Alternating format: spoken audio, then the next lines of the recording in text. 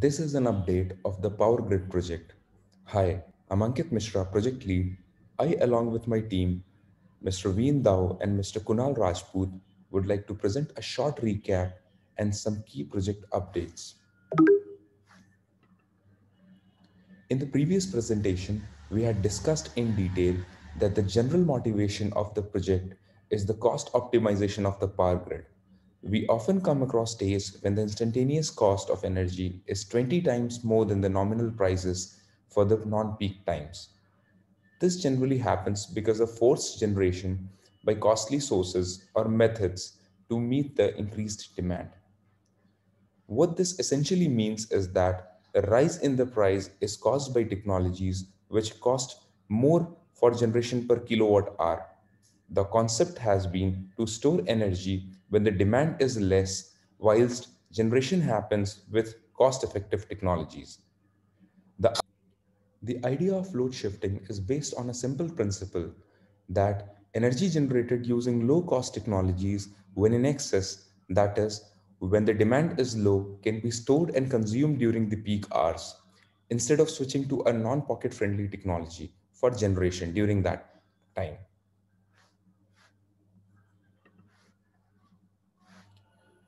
This gives rise to three important aspects which needs to be successfully identified, defined, and achieved.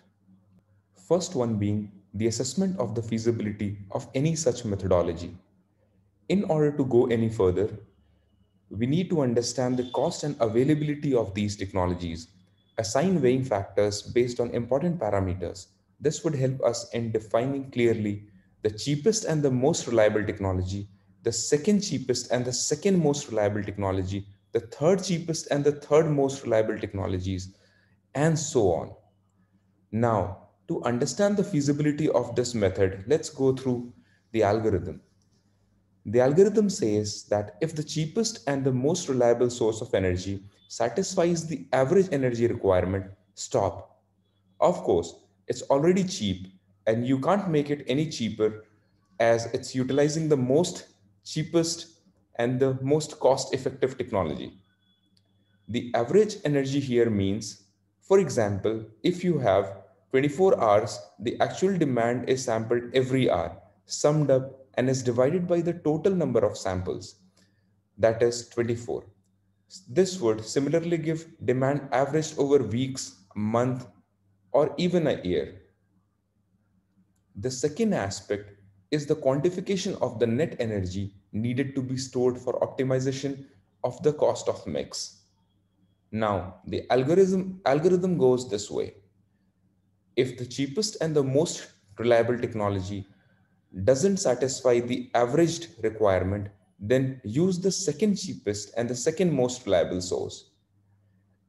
At instances when the demand is lower than the averaged demand, this difference of the instantaneous lower demand and the averaged energy may be stored using pumped hydro, batteries, or thermal storages. This algorithm thus gives us the instantaneous value of the energy to be stored using energy storage systems for cost optimization of the energy mix.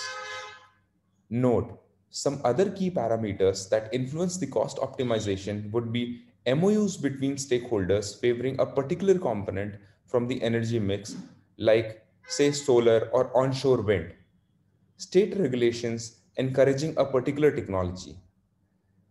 These additional parameters can be very well accommodated by making slight changes to this existing algorithm.